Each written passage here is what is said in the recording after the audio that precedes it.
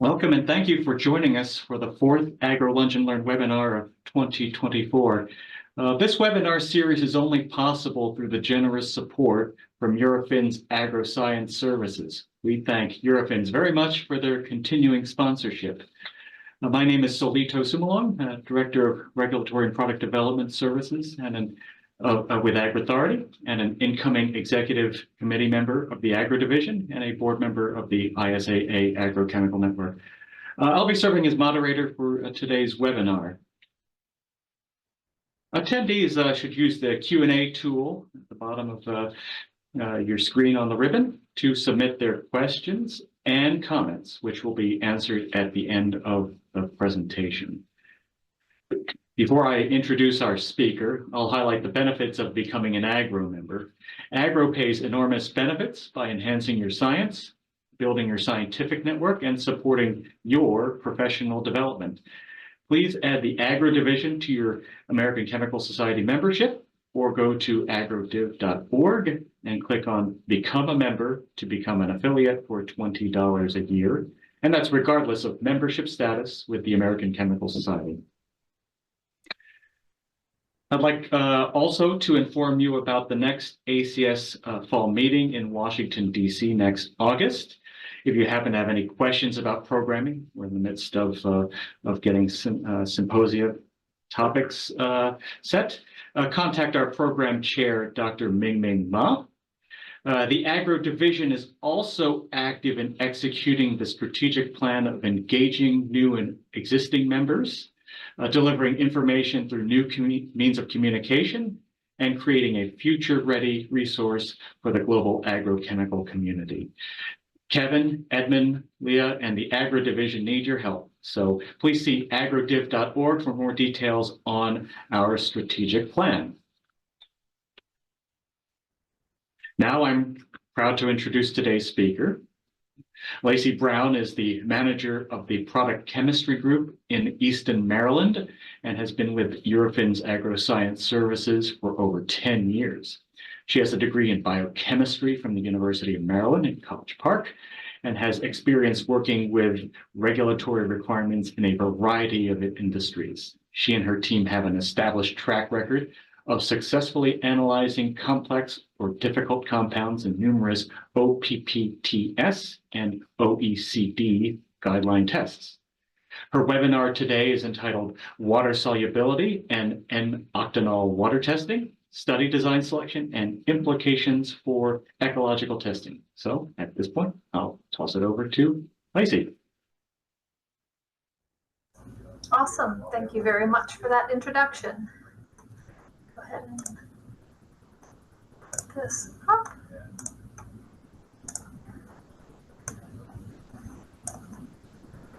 All right. So as Solito said, today we'll be discussing water solubility and n-Octanol water testing, and the importance of study design selection and the implications of these results for ecotoxicological testing.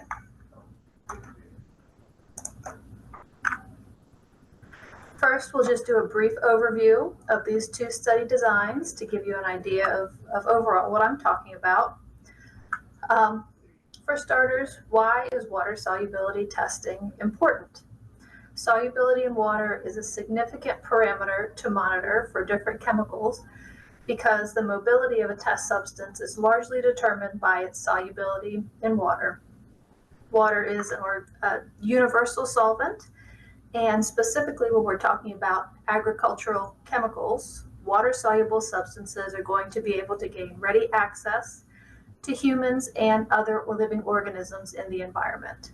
If we have an agricultural chemical that's applied to a field during the growing phase, irrigation water or regular rainwater is going to allow water-soluble substances to then move into the environment, both into the soil, where it can affect plants and insects in the environment, as well as into lakes, rivers, surface water, where it can affect both plants and insects, as well as aquatic organisms.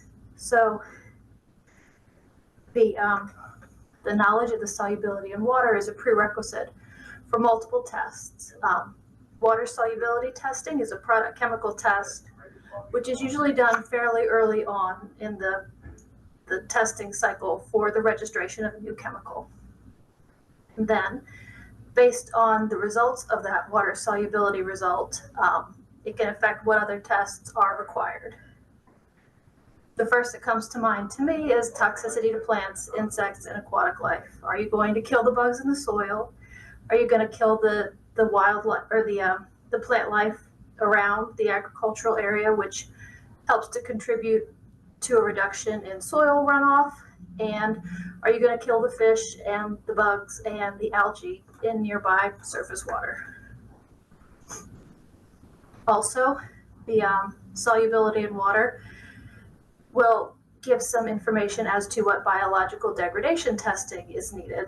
If you have a compound that's highly soluble in water, not only are you going to want to look for what effects that compound has on the environment around the agricultural area, you're also going to want to look at what happens to that chemical while it's in the environment. You could have a compound that's fairly inert, safe for wildlife, not going to kill your fish, but if you find that the compound is not terribly stable in water and degrades into multiple other compounds, then the effects of those compounds on the surrounding environment is also very important to monitor. So higher water solubility means that we're also going to have to monitor for degradation of that compound. And then also, it would be a prerequisite for the bioaccumulation testing, which is something we'll discuss a little bit more with the n-Octanol testing.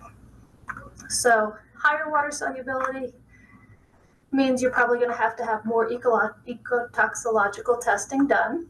Lower water solubility means you may have less testing requirements, but in order to fill those requirements, you might need more innovative approaches in order to be able to dose the test system with adequate concentrations of the test substance. So how is water solubility testing done? We'll dive into the different test designs and more of the nitty-gritty details, but just as an overview, the first thing we need to do is to do a preliminary test to obtain a rough approximation of test substance water solubility. As I said, product chemistry testing is usually some of the first tests done on a test substance. And water solubility in particular is not something where we would necessarily have a whole bunch of tests that had been done ahead of time to give us information in order to design the test. So we'll do a preliminary test as part of our work to determine the appropriate test design for the definitive test. Regardless of which definitive test design is determined to be appropriate in all test designs, a test system is dosed with an excess of test material. The system is equilibrated, and then samples are collected for empirical analysis to determine the amount of test substance that's soluble in the water. The lower limit of quantifiable solubility is determined by the limit of quantitation for our analytical method. Typically, we have LCMS, GCMS instruments, which are capable of quantitating down to the ppb or even the ppt level. So we're able to quantitate a wide range of concentrations. And then the upper limit of the solubility analysis is typically 10% on a weight-to-weight basis or 100 milligrams per milliliter. This value is derived from both the OECD guideline that we follow, as well as just practical implications. If you have something that's that soluble in water, over 10%, it almost doesn't matter whether it's 20%, 50%, 70%. It is highly soluble. It's going to be subject to the most rigorous scrutiny once you get over that 10% value. And throughout this presentation, I will mostly be referencing the aqueous portion of these tests as reagent water, but truly we're able to do this test in any aqueous matrix that our sponsor would find applicable. So typically we do it in reagent water. The testing can also be done in matrix specific water if we're only interested in the solubility in fresh water, in algal media, and salt water. Certainly we can tailor the conditions to the test to that parameter. And then if the test substance is an ionizable substance, if we suspect that the characteristics or properties might change over this ecological range, aqueous buffers can be used, typically at pH 4, 7, and 9, to observe under what conditions the maximum solubility would be reached. Generally, environmental water is going to be around pH 7, but it's very useful to know if the compound has a much higher solubility at pH 9, there still might be some additional testing required, even if the solubility at pH 4 or 7 is relatively lower. All right, the other test we're going to be discussing is the n-Octanol water partition coefficient testing.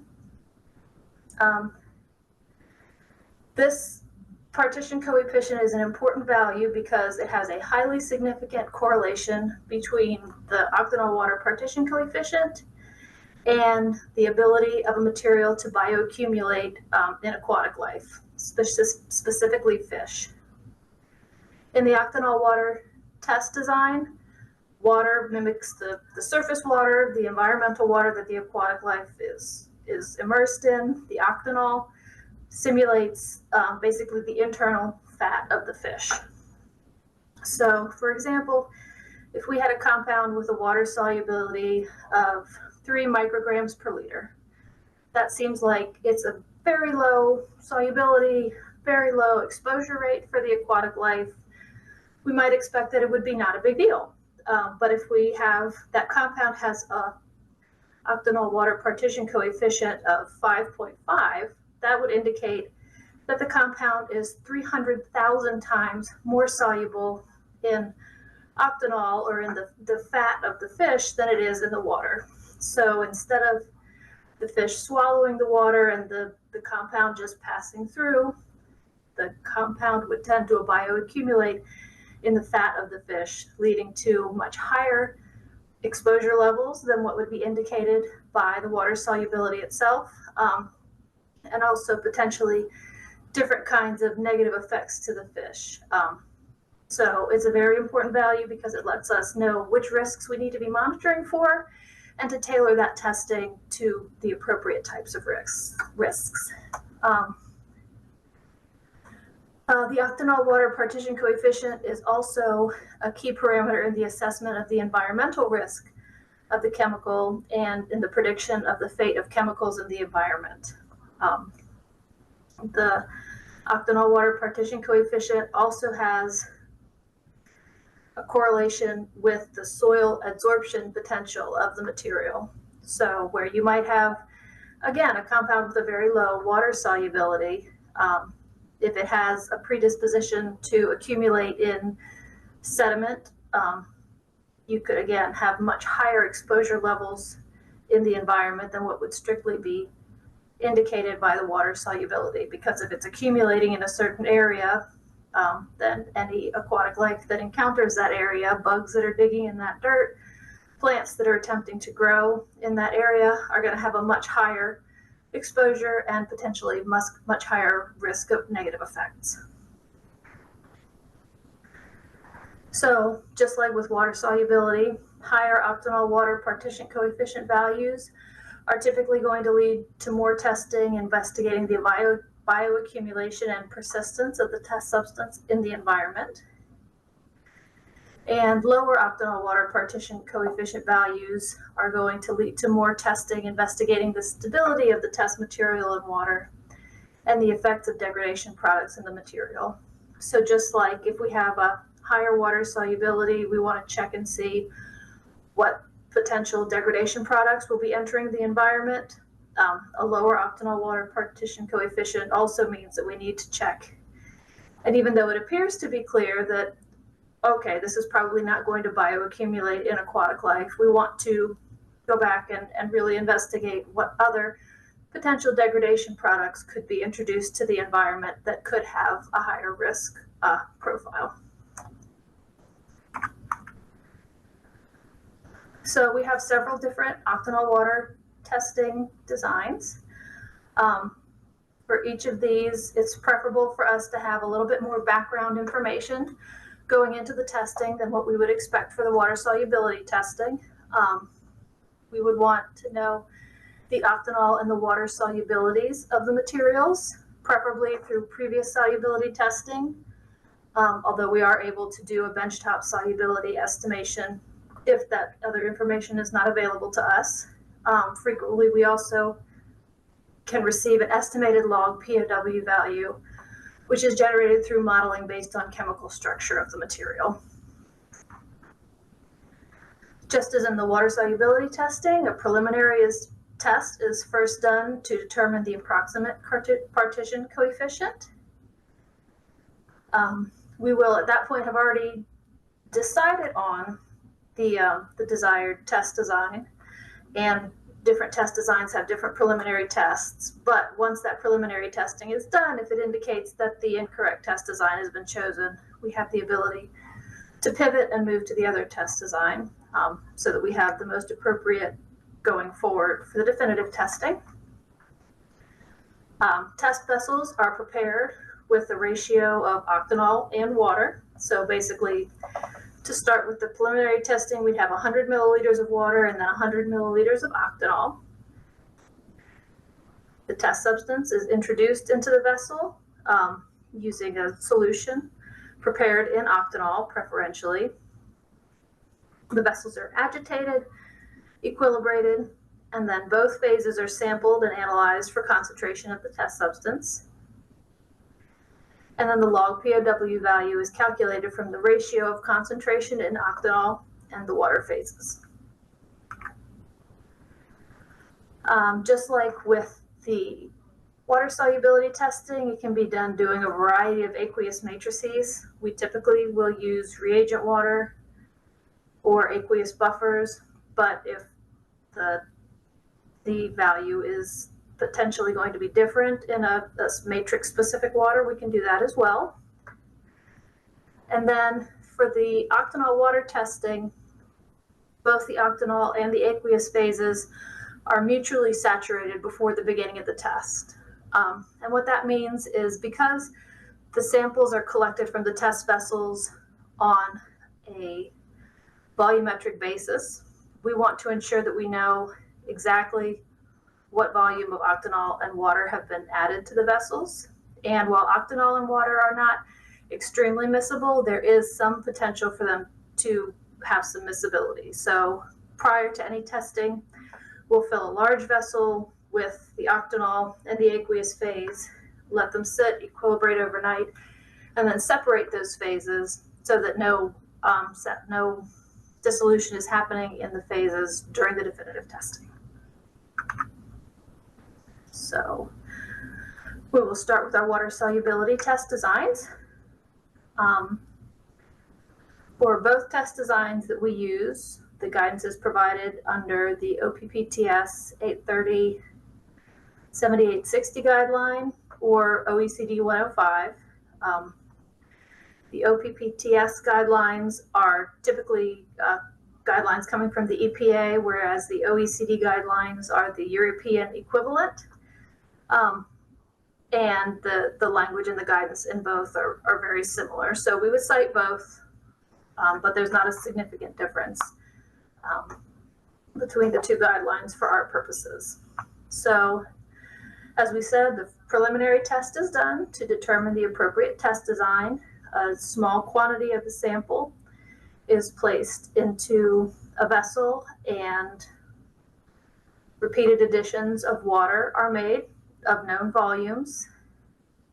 After the water is added, the mixture is shaken and visually checked for undissolved particles in the sample. This is repeated until either we reach the maximum water addition suggested by this guideline, or until all of the test substance is observed to have been dissolved. And then based on that, we will select our test design. If the solubility is greater than 0.1 milligrams per liter, we would use the shake flask test design. And in this test design, Test vessels are prepared by weighing the test substance into a vessel at approximately 5 times the estimated solubility to ensure saturation. The preliminary test is fantastic for giving us a ballpark idea of what solubility we're looking at. However, we want to make sure that there is adequate amount of test substance in the vessel that we are going to observe the maximum solubility. So if we dosed at exactly what the solubility was going to be, there's a high risk that we would be underestimating the solubility and generating a falsely low value. So we put way more than is expected to dissolve in the vessel. We add the reagent water, the aqueous buffer, whichever aqueous phase is being used in this test, to the vessel, and the vessel is agitated, is placed in a temperature controlled environment at 30 degrees Celsius using a shaking or stirring device at constant temperature. And this will allow us to, again, because we want to observe the maximum solubility of this test material, we start at a temperature that is higher than the desired test temperature, because we want to make sure we're getting it as solubilized as possible. So after 24 hours, one vessel is removed from the 30-degree test chamber and equilibrated at the test temperature, which is typically 20 degrees Celsius, but can vary depending on the requests being made with the test. It's equilibrated at the test temperature for 24 hours so that if the solubility was higher at 30 degrees, which we would expect, it then decreases to an accurate solubility value for the test temperature. And then after 24 hours, a sample is processed and analyzed. And this is repeated after 48 and 72 hours at the higher 30-degree temperature. The vessel is brought then to the test temperature, equilibrated for 24 hours, and processed and analyzed.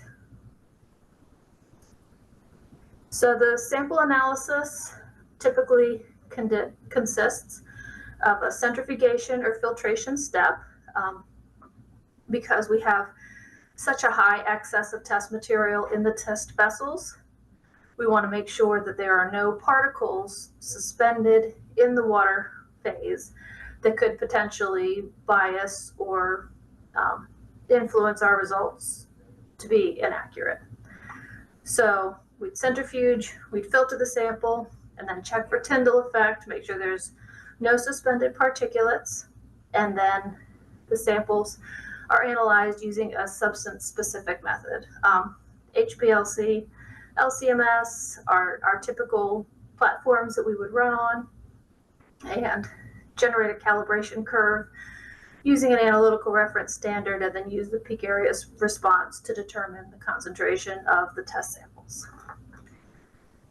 And if the concentrations measured in the last 2 vessels, which were equilibrated at 30 degrees Celsius for 48 and 72 hours, if those don't differ by 15%, the test is complete. In the case where there's a visible trend of increasing concentrations, the test is repeated with longer equilibration times. Now, if the solubility is less than 0.1 milligrams per liter, we would use the other test design, which is the column elution test design. The shake flask test design has a large amount of excess material, and if we have a very low solubility, number one, we have a higher risk of having suspended particulates in the water samples, which could unduly influence the results. And then we also have the risk of, if it's a very, very low solubility, we could be pushing against our capabilities of being able to weigh a very small amount of the material. So to get around that, we use the column elution test design. Approximately 1 gram of inert chromatographic support material is weighed into a round bottom flask. An appropriate amount of the test substance is dissolved in a volatile solvent, and then the solution is added to the round bottom flask containing the chromosorb. And then the volatile solvent is removed via rotary evaporation until the chromatographic support is fully dried. So we basically coated our test material onto this support, and then we use that to assemble our generator column. And I have a little picture here. A plug of silanized glass wool is placed into the generator column apparatus. The chromosorb is then poured into the vessel and packed via tapping and vibration. And another plug of silanized glass wool is placed on top of that chromosorb material to secure it in place. A constant temperature water bath is run adjacent to this setup, and water from that constant temperature bath is circulated through the water jacket on the generator column. And then either the aqueous buffer or the reagent water vessel is also placed into this constant temperature water bath so that the water being run through the column will be constantly at the test temperature. Typically, these are run at 20 degrees as well, but depending on the needs and requests of our sponsors, we can modify the temperature as desired. So how do we actually get the water to analyze here? As we can see, the aqueous buffer of the water is run through the top of the column, is allowed to run down over the bed support, and then is collected out of the bottom of the column. So when everything is first set up, the column is allowed to equilibrate at 1 hour at the first flow rate, which is typically 1 mil a minute, and that eluent is discarded. We would assume that 1 hour is enough time for everything to equilibrate and for us to have stable concentrations to be collected, but samples are collected and analyzed to ensure that there's no trend increasing or decreasing to indicate that equilibrium has not been reached. If the first flow rate was successful, we then reduce the flow rate to half of the initial flow rate. Again, equilibrate for an hour, discard the eluent that was produced during that time, and samples are collected at the second flow rate and analyzed. Again, we want the concentrations to be within 30% of each other and show no trend increasing or decreasing to indicate that equilibrium has not been reached. If at any point we find that there is a trend, either upwards, indicating that there's still some equilibration that needs to be happened, or decreasing, indicating that the column may be becoming depleted. This testing can be repeated multiple times at these flow rates with longer equilibration times to ensure that everything has suitable time to equilibrate. And in cases where depletion of the column is observed, a new column may need to be prepared with a higher amount of the test substance applied to that column. But once the test substance concentration at both flow rates has been found to be constant, we're looking for both flow rates to agree within 10% to indicate statistical equivalence, and that's when the test is terminated. So next we'll discuss the octanol water partition coefficient test designs. As I said before, the test design is typically decided based on the preliminary information as available: water solubility, octanol solubility, and an estimated log POW value as may be generated or estimated. If the test material has a log POW of -2 to 4, that would indicate the shake flask test design is most appropriate, which is given under the guidance of the OECD 107 guideline or OPPTS 830 7570. If this log POW is between 4 and 8.2, the OECD 123 slow CERT test design would be more appropriate. For log POW values greater than 8.2, typically that would be subject to a waiver statement, because at that point the water solubility is so low it almost doesn't matter what the octanol solubility is, because it's not going to be able to enter the environment. And Just like with our water solubility, this can be done using reagent water or typically aqueous buffer solution at 3 pHs. So for the 107 test guideline, the shake flask test design, a preliminary test is done using one vessel prepared with a 1-to-1 ratio of octanol and water. The vessel is dosed with the test substance solution in octanol. After some agitation and equilibration, a sample of both the octanol and the water fraction are removed from the vessel and analyzed for test substance concentration.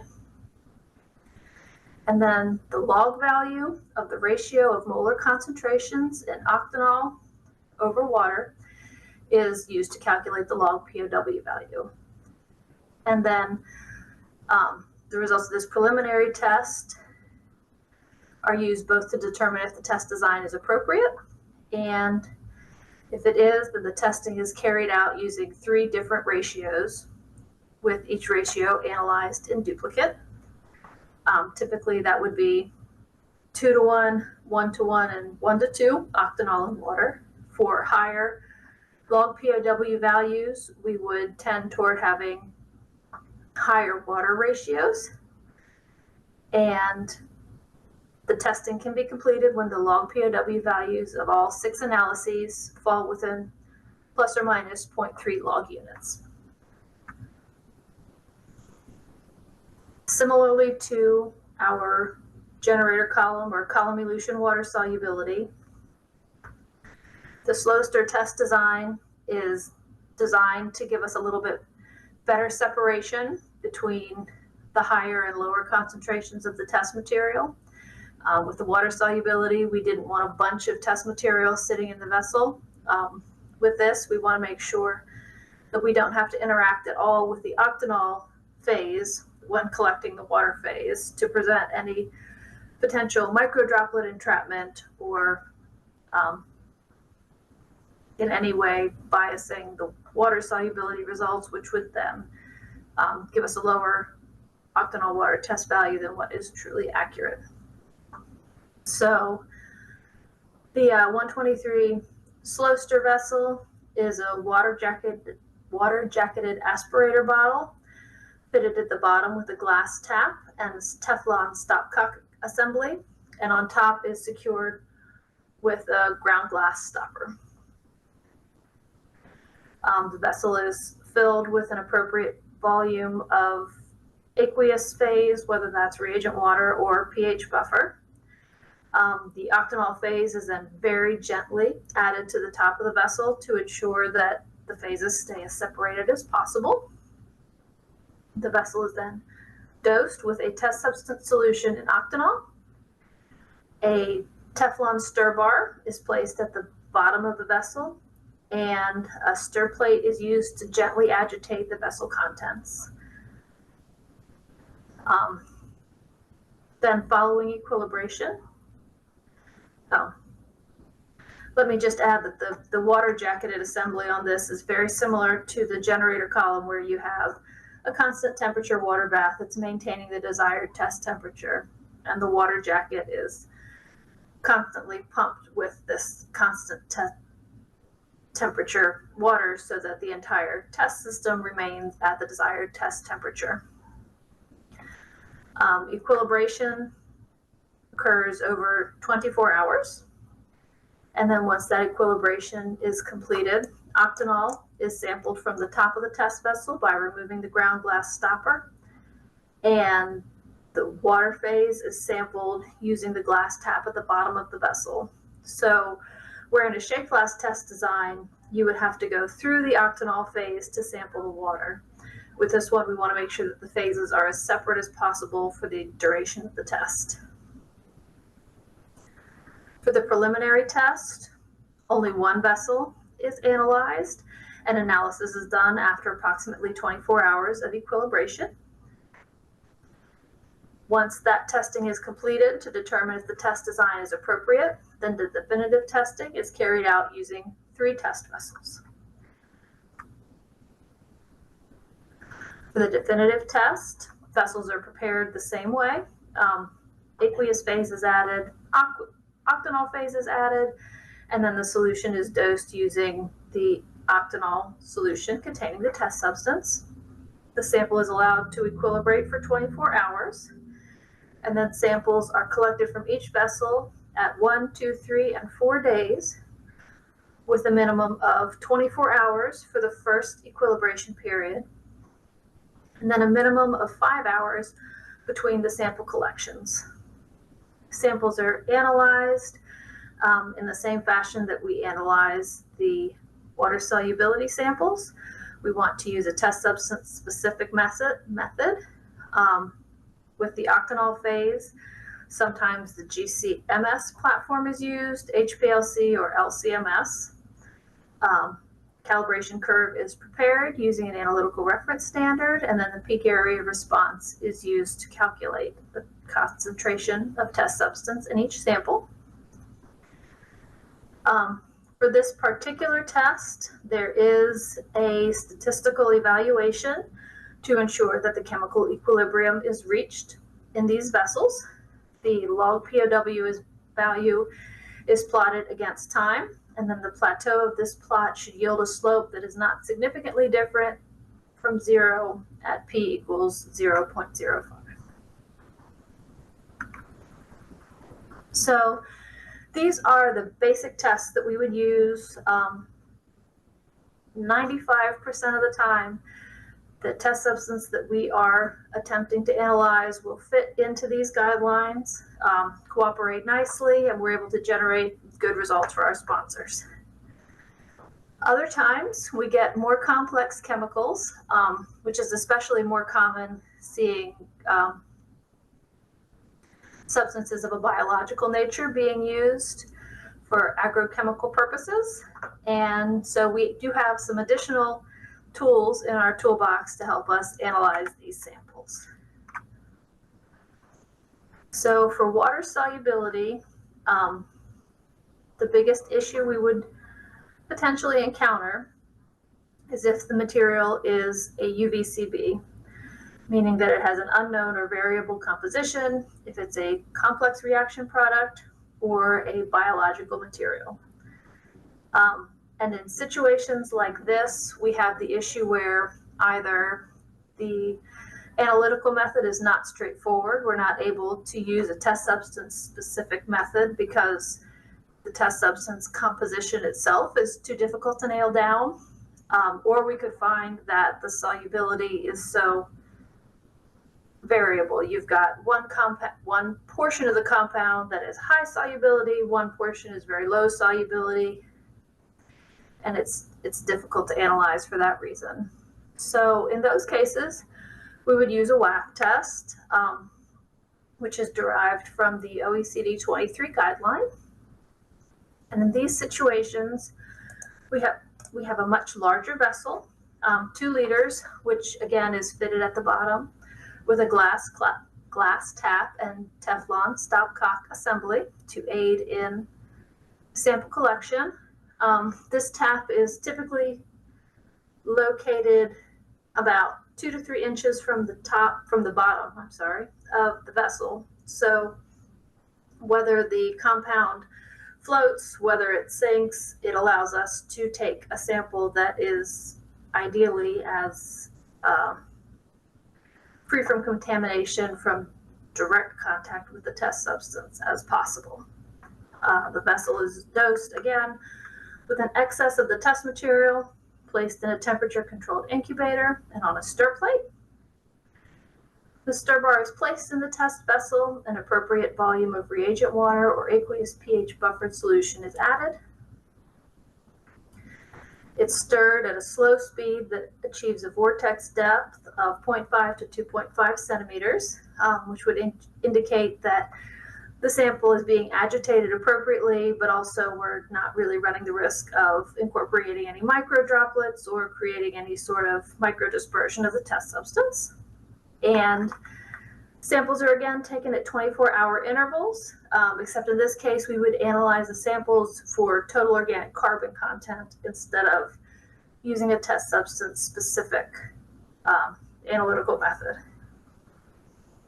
And sampling would continue just like with the other test designs until equilibration is reached.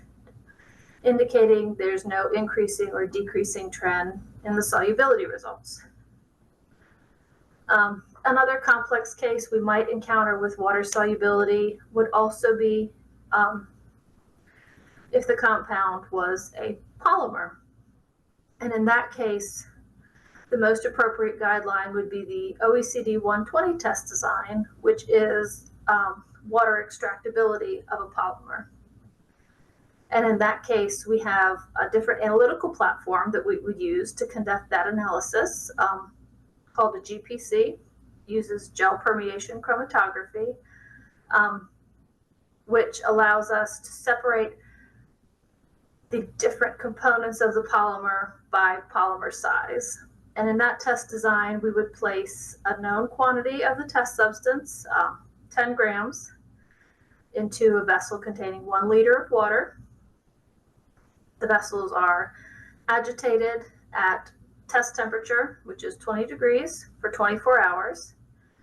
And then the samples are analyzed by GPC, which the results are then presented rather than a discrete water solubility number.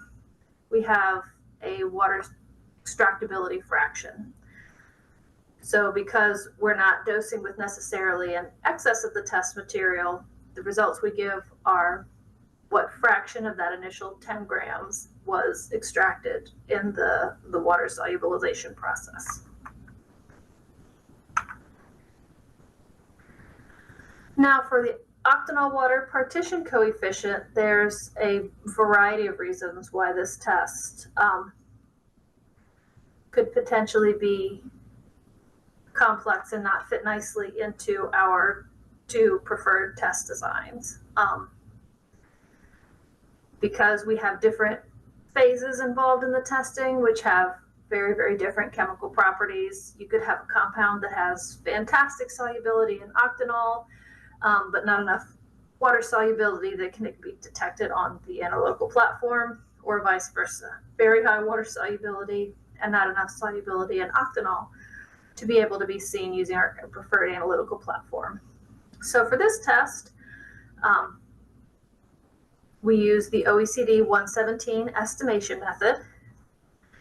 It is by no means perfect, but it generally is able to give us a good enough idea of where the test substance falls on the log POW scale so that we can provide insight as to what ecotoxicological testing may be needed and would be useful. So a test substance solution is prepared with a composition of 75-25, either methanol or ACN, and water. This composition is defined in the OECD 117 guideline and is not something we are at liberty to change.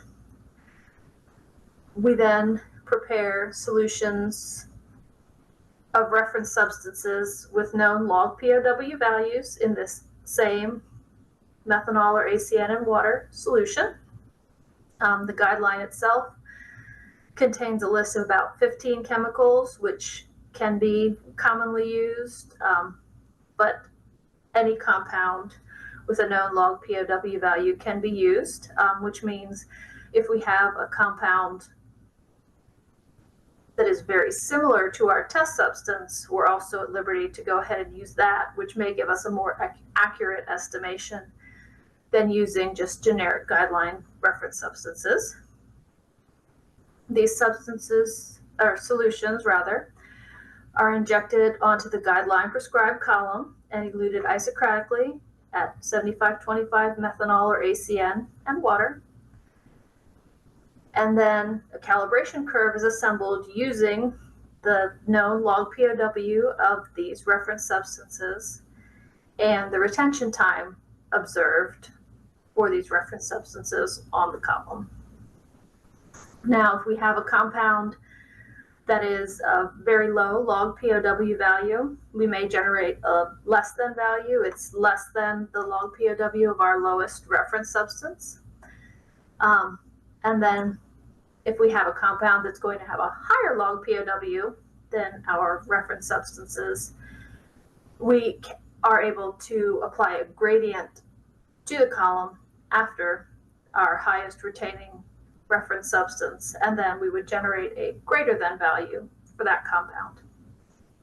So while it is by no means perfect and does have some less than greater than options, if we're not able to conduct either of the preferred guideline octanol water tests, this is definitely better than nothing and gives us something else to make recommendations based on.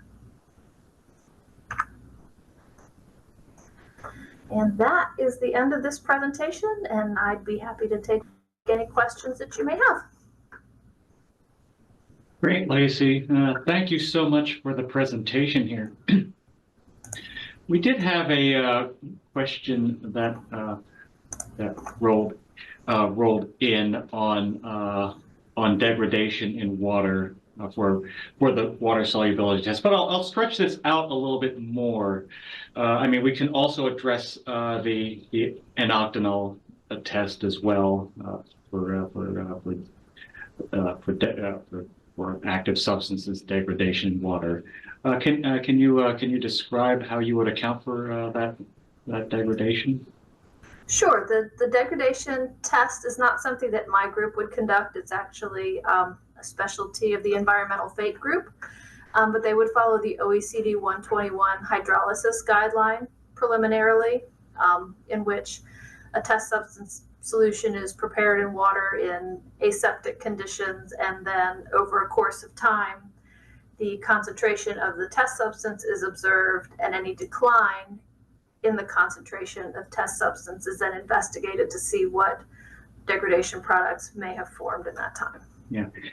I mean, you described a lot of, the title of the talk is about how this would affect the environmental testing, right, Lacey?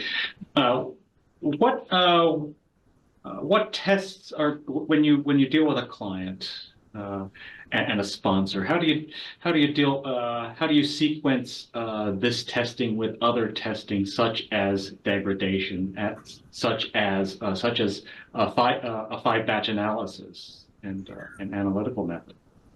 Sure. So this testing is generally at the front end of what would be done. It is frequently done in tandem with the method validation to establish the analytical method that can be used throughout the testing program.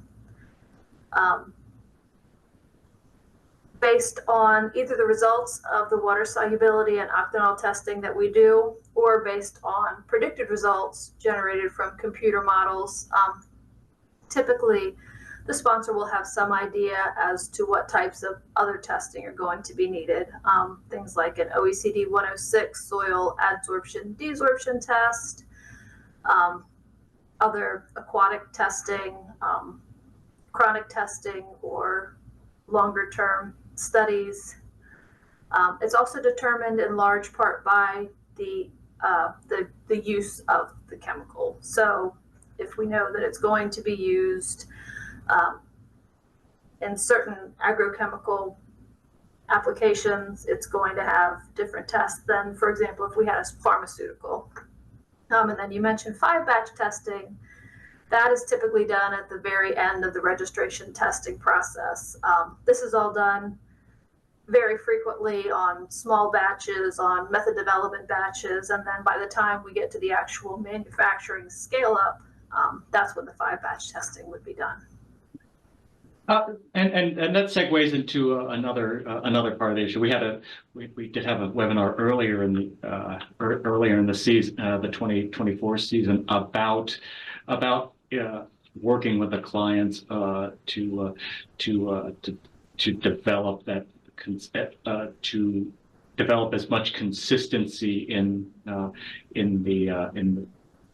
the product as possible, so that the testing is reflective of what's going to be manufactured, because that's what really ideally what everybody would want: a stable process, a stable product, and a stable active ingredient. So how do you work with clients to achieve that? Do you get to root cause analyses at this point? Do you give them red flags and send them back? We definitely do as much root cause analysis as we are able to. We do offer stability testing, both real-time 1 year, 2 year, 4 year storage stability to ensure that things are staying the way they were intended to. We also frequently will do 2 weeks accelerated storage stability, where we place the sample in an incubator at a higher temperature to simulate 2 years of storage. And certainly on occasions where we have anomalous results, we do our best to investigate, see if we can identify any obvious degradation products, to see if there's anything, obviously visibly happening with the compound. And in cases where we're not able to, Eurofins has a wide range of labs that we're associated with. And so our business development team can frequently find somebody else that can do that for them if we're not able to do it within the product chemistry department. Great. Ralph Warren dumped a question in the chat, so we'll address that. How much variation is typically observed in water solubility and octanol water partitioning coefficients when comparing results from the HPLC grade water and buffers versus the natural water? So pretty standard stuff, and then the natural stuff. Yeah, the solubility in water will be highest in the reagent water because that's the cleanest. You've got the least amount of competition for solubilization capacity. With some of the matrix waters, it really depends highly on the salt content. If we have salt water, we're going to expect a much lower water solubility than fresh water, and fresh water will have a somewhat lower solubility than reagent water. With our pH adjusted aqueous buffers, we see that being very, very similar to our reagent water because the molarity of those substances is controlled.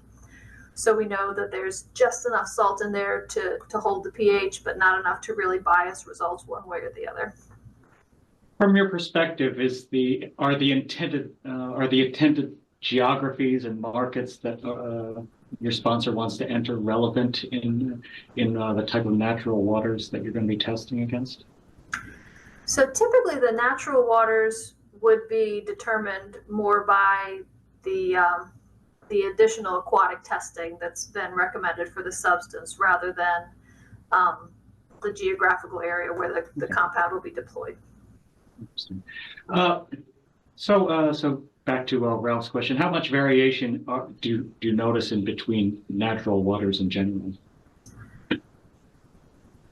I would say less than 5%. It's pretty consistent between the different matrices.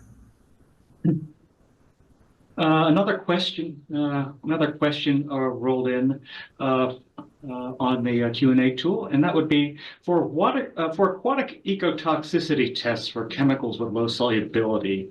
Low amounts of solvents such as DMF were often added. To what extent would those small amounts of solvent change the solubility and the testing protocol? Yeah, so the amount of co-solvent that can be used to aid in the dissolution in aquatic testing is limited to, I believe, 0.1%. And that obviously increases the water solubility quite a bit because it allows for the aquatic testing to occur. That's not typically something we would deal with on our side because with the water solubility testing, I am concerned with what the actual water solubility is, whereas when they get to the aquatic testing, well, now they have my number and their environment is a bit different. There's fish byproducts, the temperature is sometimes lower, and so the effect of the co-solvent is basically just enough to replicate what the solubility would be under ideal conditions as we do in our water solubility testing. Can you, and this one's coming from me, can you elaborate a little bit about the differences between EPA and maybe ECHA or Brazil when it comes to seeing how these tests can affect downstream ecotoxicological testing?